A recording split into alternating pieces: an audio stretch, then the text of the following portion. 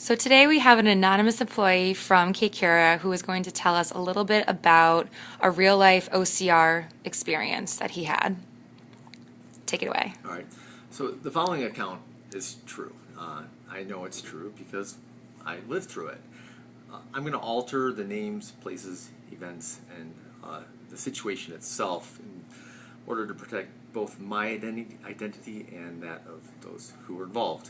Any resemblance, however slight, is to persons, places, or events, past, present, or from the future, is purely coincidental. Now, my name is Scott, maybe, and today I'm going to talk to you about discovery. Specifically, I'm going to talk about e-discovery and how lots of times e-discovery can involve the need to scan paper, boxes of paper, filing cabinets of papers, binders full of paper, paper everywhere, but not a reason to write.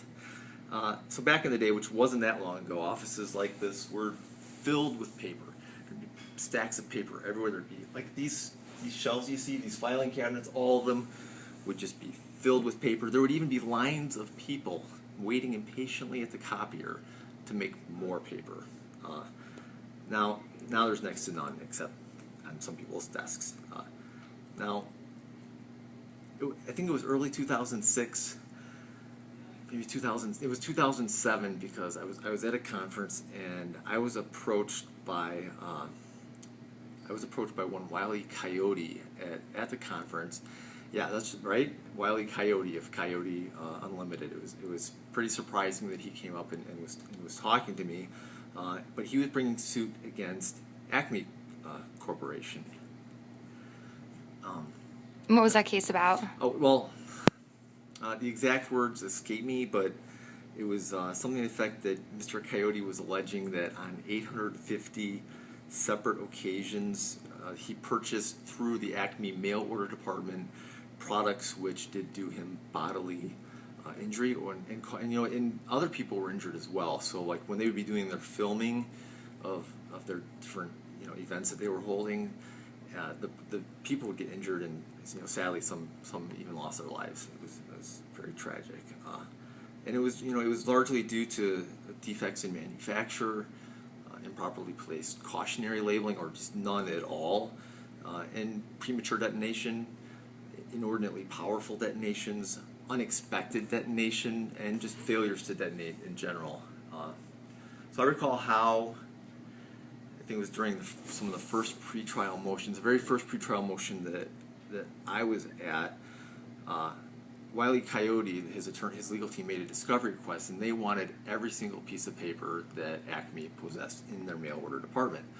And this was largely because we had been making lots of discovery requests back and forth, requesting certain papers, and then they would deliver some of the papers, but then we would know that certain things were missing because we would have those.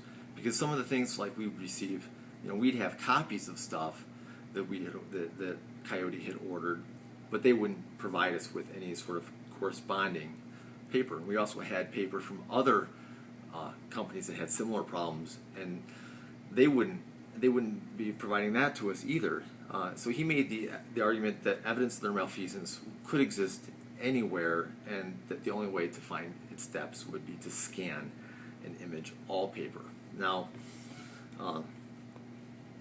so when this happened, Acme they blew their stack. They went absolutely berserk. They were screaming bloody murder, and their attorney was this completely daffy guy. She swears in the courtroom. She swears to the judge. She swears to I think her name was actually Daphne Duckworth, and she's just this terrible, horrible person. Anyway, finally I took the stand, and the judge and I had a very nice conversation about e-discovery and paper and scanning paper. One of the complaints that Acme had about the whole process was that the process would actually damage the paper. And my response to that was that it would actually preserve the paper.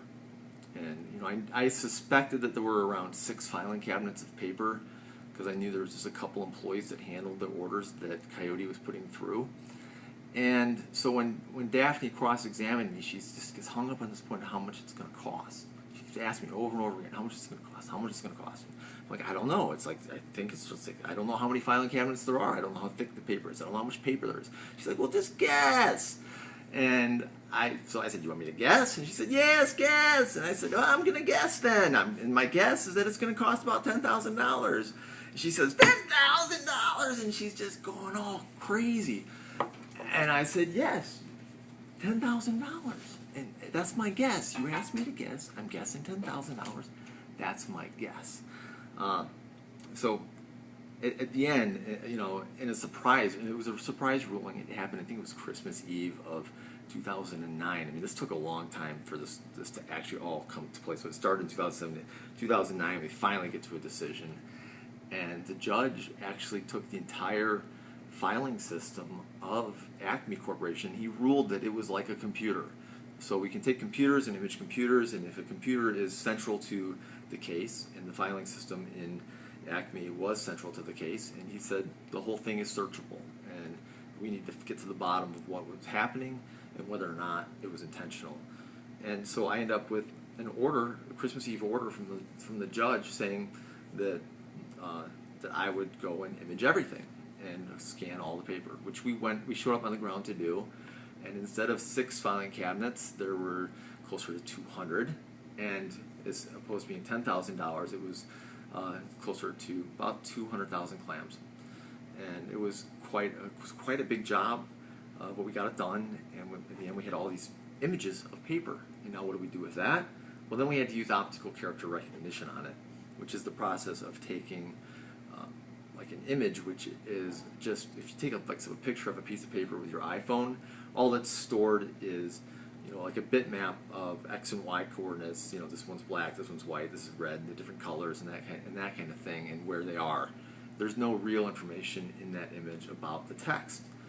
What OCR does is it takes that image and it converts it into information about the text, and it makes it stores it as binary text characters, which makes it much, much easier to search. And that's what we did.